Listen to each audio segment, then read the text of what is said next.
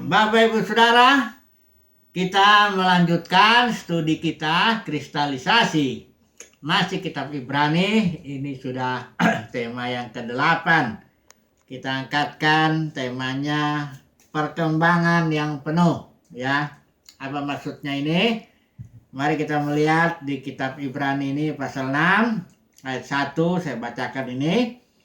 Sebab itu marilah kita tinggalkan ajas-ajas pertama dari ajaran tentang Kristus dan beralih kepada ini dia tema kita, perkembangannya yang penuh, ya. Janganlah kita meletakkan lagi dasar pertobatan dari perbuatan-perbuatan yang sia-sia dan dasar kepercayaan kepada Allah, yaitu ajaran tentang pelbagai pembaptisan, penumpangan tangan, kebangkitan orang mati, dan hukuman kekal. Dan itulah yang akan kita perbuat jika Allah mengizinkannya. Ya, ini lihat ya, Paulus dalam surat Ibrani ini terus mendorong ya jemaat Ibrani ini untuk bergerak maju, ya. Karena dia sudah dibilang juga bahwa mereka ini agak lamban dalam mendengarkan. Dan itu sebabnya Paulus bilang kita tinggalkanlah ya ajas-ajas dasar ini ya, soal pertobatan, soal iman, ajaran tentang pembaptisan, penumpangan tangan, dan sebagainya. Nah, apakah maksud Paulus dengan mengatakan karena itu dibilang marilah kita beralih atau bergerak ya kepada perkembangannya yang penuh. Kalau kita baca perkembangan yang penuh ini sampai pasal 7 terus sampai terakhir ini tidak ada kelihatan ajaran lain. Ya, bukan ajaran yang sebenarnya Paulus bilang dalam soal perkembangannya yang penuh itu. Tapi soal pengalaman ya. Pengalaman yang terjadi akibat keimaman Melkisedek, ya. Jadi sebenarnya tetap pengalaman itu berfokus kepada Yesus sebagai imam besar yang menurut aturan Melkisedek. Jadi Paulus menjelaskan dulu apa itu artinya ya keimaman atau imam besar menurut aturan Melkisedek. Nah, baru dari situ karena Yesus itu perintis, nah kita bisa forerunner, itu artinya dia jalan duluan, dia akan memimpin kita ke sana, ya. Kemana dia akan memimpinnya? Itu makanya kita mau pelajari dulu tentang apa sebenarnya Yesus sebagai perintis ini, apa yang dilakukannya, ya, sehingga dia bisa menjadi katakanlah forerunner duluan dan kita nyusul di belakang, ya. Nah, kalau kita lihat imam besar ini ya, dikatakan di sini, ini kan dibanding-banding nih ya, perjanjian lama, perjanjian baru. Perjanjian lama itu simbol, ya, kiasan, ya, karena hukum Taurat itu tidak bisa. Dia bukan esensi keselamatan itu, enggak. Dia hanya kiasan aja, simbol daripada keselamatan. Nah, realitanya di sini. Realitanya keimaman Melkisedek, karena keimaman Lewi itu tidak sempurna, tapi dia hanya simbol ya. Tapi keimamatan aturan Melkisedek, ini dia yang realita hakikat atau esensi daripada keselamatan itu. Apa yang terjadi? Kalau kita lihat bandingkan kemah Musa, itu ada dua, itu ada tiga sebenarnya ya, pelataran, ya, di situ ada bejana pembasuhan, ada mesbah pembakaran ya. Masuk lagi ke dalam itu satu ruangan ya, ruangan yang disebut ruangan kudus ya. Itu ada meja roti sajian atau apa sebagainya, kayaknya kandil yang lain, ada 3. Dupa juga. Kemudian masuk satu lagi kemah yang namanya ruang maha kudus. Itu hanya imam besar masuk sekali setahun dengan darah domba tentunya ya, dan itu untuk dirinya maupun untuk umat. Jadi Paulus menafsirkan atau mengatakan demikian bahwa selama kemah pertama ini masih ada, maksudnya kemah ruang kudus itu masih ada, berarti jalan menuju kepada Elohim, karena di ruang maha kudus disinilah ada tabut perjanjian. Ya simbol daripada kehadiran Elohim yang ya kehadiran Elohim lah ya. Semuanya ini memang di ruang pelataran, ruang kudus, ruang Maha Kudus, semua alat-alat itu simbol daripada pengalaman. Sebenarnya kemah suci itu sebenarnya simbol kehadiran Tuhan seluruhnya. Tapi khusus memang ruang Maha Kudus itu adalah suatu ruang pengalaman di mana kita menyatu bersama dengan Tuhan, ya. Semua pengalaman-pengalaman ini, pengalaman pertama yang di pelataran, yang kedua di ruang kudus, yang ketiga itu satu tingkatan ya, semakin mendekat kepada Elohim sendiri, ya. Nah, selama kemah yang pertama ini ruang kudus masih ada, itu berarti jalan menuju penyatuan dengan Elohim, katakanlah begitu. Nanti kita lebih jelas lagi maksudnya itu apa, penyatuan itu. Selama masih ada ruang kudus ini, kemah yang pertama ini, kita berarti belum ada jalan masuk menuju penyatuan, union with God, gitu ya. Di ruang Maha Kudus itu belum bisa. Nah, ketika Yesus sebagai imam besar menurut aturan Melkisedek dia mati, dia tubuhnya itu disalib, dia mati, itu tubuhnya itu sama dengan tirai yang memisahkan ruang kudus dengan ruang Maha Kudus. Karena di dalam berapa mana nih ya? Di dalam Matius ya. Ada Matius 27 ayat 51. Itu begitu Tuhan Yesus mati, tirai bait suci terbelah. Tirai itu batas antara ruang kudus dengan ruang Maha Kudus. Tirai itu robeknya itu dari atas ke bawah. Artinya bukan perbuatan manusia itu perbuatan Tuhan merobek dengan pengertian bahwa ruang ke dalam penyatuan dengan Elohim itu sekarang sudah terbuka. Ya. Jadi Yesus itu tubuhnya itu adalah tabir itu sendiri. Nah, ketika tubuhnya terbelah, hancur di kayu salib, maka terbelahlah tirai ini dan kita bisa masuk ya, ada jalan masuk oleh karena darah Yesus itu ke dalam ruang Maha Kudus, ruang di mana kita menyatu dengan Elohim itu. Di situ di ruang Maha Kudus cuman alatnya ada ada tabut perjanjian itu. Ya, nggak boleh mendekat sembarangan. Yang mendekat itu hanya imam besar aja, itu pun sekali setahun. Ya, kalau salah kayak Uza itu waktu Daud bawa tabut itu salah dia, karena lembunya tergelincir, dia coba mendekat, ya mati dia langsung, karena belum boleh. Ya, tapi dengan kematian Yesus, tabir itu terbuka, kita mendapatkan jalan masuk oleh darah Yesus, mendapat kasih karunia itu untuk menyatu dengan Elohim, union with God di sana, di ruang Maha Kudus, di mana kehadirannya ya bisa kita katakan full lah, ya. Nah, mari kita melihat simbol atau cara-cara ya Paulus di sini menjelaskan bagaimana kita masuk ke dalam penyatuan dengan Tuhan itu, ya. Di sini ada pertama cerita tentang, sambil dia memperingati ya, dia cerita tentang Yosua, tempat perhentian. Ya, ini juga termasuk, artinya kalau tempat perhentian itu maksudnya union with God. Kalau kita sudah berhenti menyatu dengan Tuhan, kita berhenti dari pekerjaan kita ya. Mencapai inilah ini Paulus menjelaskan di pasal yang kedua, 2 atau 3 ini. Tunggu dulu. Pasal yang ke hari perhentian itu, tunggu dulu, pasal berapa ini?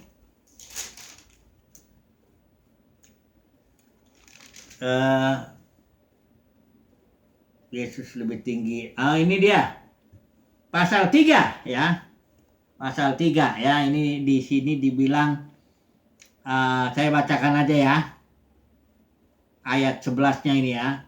Atau dari mulai ayat 10 lah ya, pasal 3 ya. Itulah sebabnya aku murka kepada angkatan itu, angkatan generasi pertama orang Israel yang keluar dari Mesir itu, Itulah sebabnya aku murka kepada angkatan itu dan berkata, selalu mereka sesat hati dan mereka tidak mengenal jalanku. Sehingga aku bersumpah dalam murkaku, mereka takkan masuk ke tempat perhentianku. Jadi kalau di dalam ruang kemah suci dibandingkan dengan ini semua trilogi prinsipnya. Mesir, padang gurun, Kanaan, pelataran, ruang kudus, ruang maha kudus. Ya. Jadi Kanaan dengan ruang maha kudus itu sinonim, sama itu. Ya. Pengalaman di mana kita menyatu dengan Tuhan. Tapi masuk ke dalam tanah perjanjian itu atau tempat perhentian itu, nah di sini orang Israel gagal. Ya. Dari 600.000 yang keluar, pasukan itu yang dari Mesir, yang siap perang, hanya Joshua dan Kaleb sebenarnya ya. Dan tentu dengan keluarga mereka nantinya yang masuk. Jadi bisa dibayangkan betapa sangat sedikit ya. Dari 600.000 cuma 2 lah katakan yang ini kan yang 600.000 itu kan yang pasukannya yang perang lah ya, yang siap perang. Itu cuma 2 orang. 0,0 sekian persen ya. Jadi sangat sedikit. Dan alasannya kenapa tidak masuk itu di sini Paulus jelasin, mereka sesat hati dan tidak mengenal jalan Tuhan. Akibat tidak mengenal jalan Tuhan yaitu sedikit dikasih kesulitan, bersungut-sungut, memberontak ya. Kalipun sudah banyak sekali sebenarnya Tuhan bikin mujizat, pimpinannya luar biasa ya.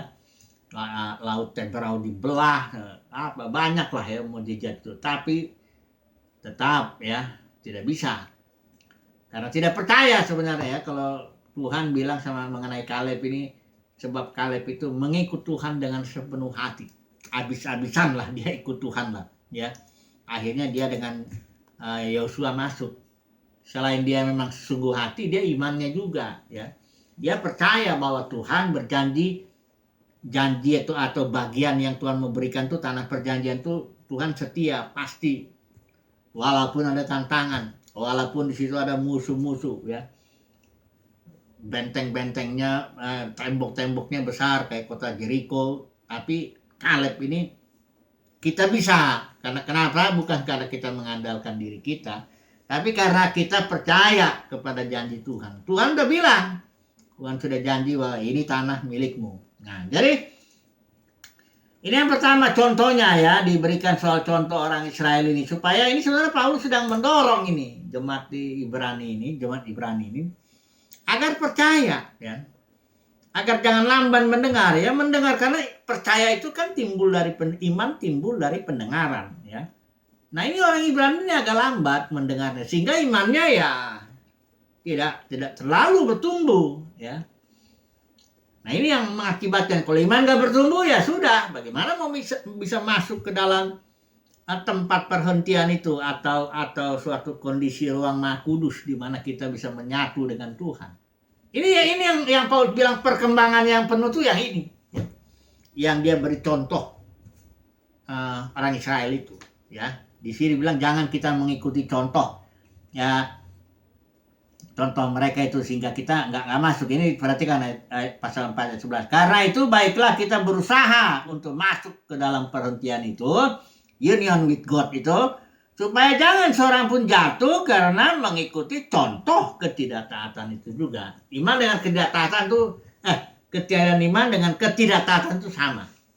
Iman dan ketaatan itu juga sama juga, karena nggak mungkin orang beriman tanpa ketaatan. Yakobus bilang kalau iman tanpa perbuatan kan mati. Nah, ini yang pertama ya, mengenai perkembangan yang penuh. Jadi sekali lagi, perkembangan yang penuh yang Paulus maksud di situ bukan teori-teori, bukan doktrin, bukan ajaran, bukan teologi aja, enggak. Itu suatu pengalaman penyatuan bersama dengan Tuhan di ruang Maha Kudus ya. Karena kita ingat ya, Yesus itu perintis. Perintis itu artinya kalau forerunner itu artinya kita nanti akan ikut ya. Dia duluan gitu aja, nanti kita masuk ikut ya. Itu sebabnya Yesus dibilang pencipta iman dan juga yang memimpin iman kepada kesempurnaan. Nah, ini yang pertama ya. Kemudian mengenai yang berikut Abraham, di sini dia dicontohkan juga ya Abraham.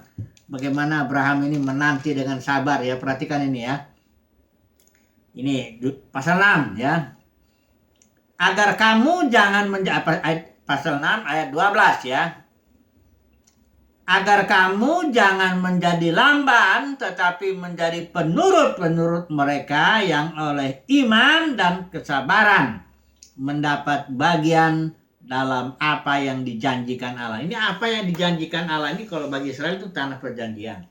Kalau dalam realitanya yang Tuhan janjikan itu adalah penyatuan dengan Dia di ruang Maha Kudus. Suatu fellowship, suatu penyatuan dengan Dia ya dalam ruang Maha Kudus. Suatu pengalaman ketiga katakanlah begitu ya.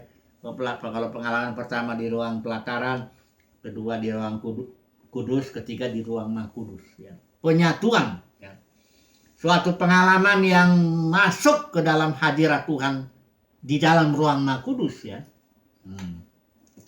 Ini yang dikasih contoh Abraham, yaitu bahwa dia dengan iman dan ada tanya kesabaran dibilang di sini. Bahkan di sini dibilang kamu memerlukan ketekunan supaya setelah melakukan kehendak Tuhan kamu memperoleh. Perhatikan dulu pasal 10 ini ya. Ayat yang ke-36. Sebab kamu memerlukan ketekunan supaya sesudah kamu melakukan kehendak Allah kamu memperoleh apa yang dijanjikan itu. Yang dijanjikan itu kembali ya. Tuhan nggak janji yang jasmani, enggak. Di sini Tuhan janji suatu pengalaman rohani, suatu penyatuan dengan Elohim sendiri, union with God, itu suatu apa ya, kalau menyatulah dengan Tuhan. Ya, berkatnya itu ya itu dirinya sendiri. Ini memang orang kalau nggak suka Tuhan ya nggak mungkin dia bisa memperoleh ini, ya. Karena kebanyakan orang sukanya berkatnya, tapi pribadinya nggak suka. Saya dulu kalau penginjilan dulu di Monas ya, di Monas dulu, Monas tuh belum dipagar gitu ya, belum dikasih rusa-rusa dulu, jadi bebas kita. Jadi kita ada program pemuda dulu ya, ya sebulan sekali atau 2 kali itu kita pergi ke sana menginjil. Ceritanya ini penginjilan jalanan ya, di bis juga kita menginjil juga, nyanyi di bis ya. Nah, saya suka tanya di situ, kamu mau enggak Tuhan Yesus gitu? Mau terima Tuhan Yesus enggak? Ya, saya kadang-kadang nanya gitu. Enggak. Katanya. Saya ada yang bilang saya sudah beragama, ada yang macam-macam ngomong. Terus saya tanya lagi, kalau berkat Tuhan mau enggak? Dia tanya, berkat Tuhan itu apa? Ya mobil, rumah, ya kesehatan, sukses, ini saya sebut lah itu. Oh langsung dia bilang mau kalau itu. Kalau berkat Tuhan mau saya. Tapi kalau Tuhan Yesus nggak mau. Ya. Nah ini sebenarnya bukan hanya orang-orang yang di Monas itu aja yang rata-rata nggak mau Tuhan. Banyak juga orang Kristen yang datang ke gedung-gedung gereja itu mau berkat Tuhan. Ya. Apa berkat Tuhan? Ya itu. Semualah yang kita bisa nikmati lah itu di dunia ini itu berkat Tuhan. Kalau itu mau, tapi kalau untuk mencari Tuhan, karena untuk mencari Tuhan ini beda, ini butuh ketekunan kok di sini, kesabaran, bahkan dibentuk, diproses, butuh suatu latihan lah ya. Nggak segampang ini juga, nggak segampang-gampang ya. Kalau ya mendapat berkat Tuhan juga ya barangkali ya memang harus berjuang juga ya, tapi mendapatkan Tuhan sendiri ini harus tekun, harus sabar ya, harus rela dibentuk, rela disalah mengerti juga, barangkali rela mengalami konflik, banyak hal-hal yang harus kita lalui. Paulus makanya bilang untuk masuk ke dalam kerajaan sorga, itu Kisah para Rasul 14 kita harus mengalami banyak sengsara, bukan sedikit. Karena memang ada tantangan lah ya. Kalau orang Israel masuk tanah perjanjian, dia harus menaklukkan 7 bangsa di sana. Ya. Banyaklah yang harus di sini dicontohkan. Yang pertama itu soal Joshua Kaleb, yang kedua mengenai Abraham. Abraham pun dibentuk dia untuk bisa percaya begitu. Nggak langsung dia percaya. Karena ketika Tuhan bilang, kau tinggalkan keluargamu, aku akan berikan tanah perjanjian, aku akan berikan keturunan. Nah, Abraham nggak langsung taat. Dia bawa ke bapaknya, dia bawa juga Lot. Ya. Tapi dia diproses di situ. Ya, sehingga dia akhirnya harus melepaskan dulu, bapaknya harus mati dulu di Haran ya. Lot juga dia harus pisah ya. Ya memang ada proses lah, ada proses ya. Makanya di sini saudara dan saya ya semoga, saya yakin sih kalau umat pilihan Tuhan dia menyukai Tuhan. Dia merasakan dan mengalami kasih Tuhan ya, damai sejahtera Tuhan, dia sudah mengalami hadirat Tuhan, dia mencintai Tuhan, cari Tuhan gitu loh. Ya bukan dia nggak butuh berkat. Sebenarnya orang yang cari Tuhan ya pasti dapat berkatnya lah. Ya. Karena cari dahulu kerajaan sorga ya nanti yang lain kan ditambahkan. Jadi kenapa nggak fokus kita cari Tuhan? Memang nggak segampang itulah, benar loh. Tuhan itu nggak kelihatan ya. Juga ya nggak kelihatan, butuh ketenangan lah untuk berdoa ya, meditasi firman, mengikuti kehendak Tuhan ya. Dibentuk, diproses ya. Itu makanya Paulus bilang, ayo kita maju ke dalam perkembangan yang penuh ini ya. Ingat, ada banyak yang gagal katanya, makanya di sini juga didorong, jangan sampai murtad mundur kamu ya, maju terus gitu. Tapi di sini Paulus teguhkan juga ya, pasal 10 ayat 39. Tetapi kita bukanlah orang-orang yang mengundurkan diri dan binasa, tetapi orang-orang yang percaya dan beroleh hidup. Nah, inilah ya suatu katakanlah perkembangan yang penuh. Contoh berikut lagi, satu lagi lah ya. Ini mengenai dikatakan di sini melakukan kehendak Tuhan, iman ya, melakukan kehendak Tuhan lah. Ini coba dulu pasal yang satu bagian lagi, contoh yang di kitab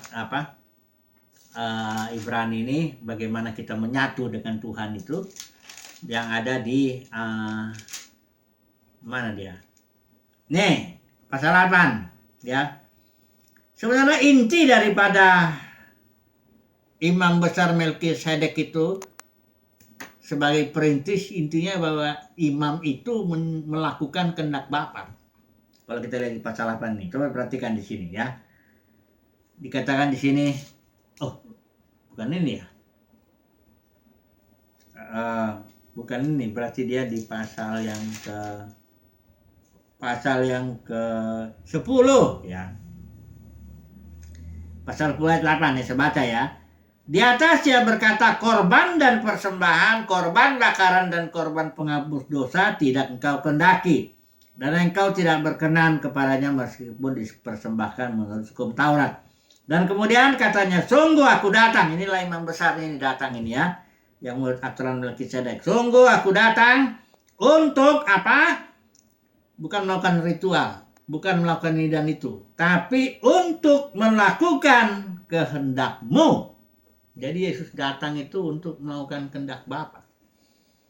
Kedatangan Yesus memang 3 lah. Kalau diarahkan kepada Bapa, dia datang itu karena dia supaya dunia tahu bahwa dia mencintai Bapa dengan cara memilih kehendak Bapa. Itu satu.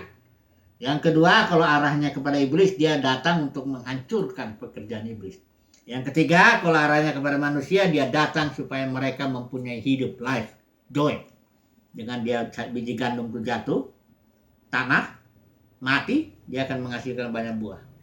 Tapi yang nomor 1 kedatangan Yesus itu yang ini.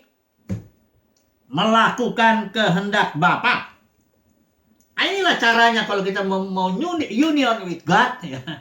Mau masuk ke dalam ruang Maha Kudus, mau mendapat bagian yang dijanjikan ya, tanah perjanjian kalau Israel, simbolnya itu kalau kita ini adalah ruang Maha Kudus itu, kalau mau itu bagian kita, penyatuan dengan Tuhan itu ya, ini memilih kehendak Bapa ya, jangan memilih yang lain. Bahkan Yesus di Taman Getsemani itu dia memilih kehendak Bapa, dia bukan memilih cawan penderitaan, enggak milih salib ya, enggak. Karena di situ ada 2, Yesus bilang jangan kehendakku Bapa, seandainya mungkin kayak kata Yesus, biarlah cawan ini lalu daripadaku, tapi jangan kehendakku, tapi kehendakmu yang jadi. Barulah setelah Bapa di sorga menyatukan bahwa kehendak Bapa adalah salib cawan ini, ya Yesus terima. Tapi Yesus terima cawan itu karena dia memilih kehendak Bapa. Jadi hidup itu melayani, memilih kehendak Bapa itu. Pelayanan adalah memilih kehendak Bapa, hidup memilih kehendak Bapa. Itulah caranya. Nah, ini butuh ketekunan, sabaran. Kalau gagal, bangun lagi, maju lagi. Terus memilih kehendak Bapa, ya, sampai nanti kita mencapai, mendapat bagian yang dijanjikan itu. Apa itu? Union with God, penyatuan dengan Elohim di ruang Maha Kudus. Ya. Itu ya pengalaman ya. Jadi doktrin teologi ada tempatnya, tapi yang dimaksud Paulus ini perkembangan yang penuh adalah suatu pengalaman penyatuan dengan Elohim di ruang Maha Kudus. Ya, ya kesimpulannya ya maju teruslah. Jangan jadi lemah ya. Pilihlah kehendak Bapa, tetap beriman, miliki ketekunan, sabaran ya, siap diproses sebagainya. Ya, agar kita bisa mendapat bagian kita. Haleluya. Amin.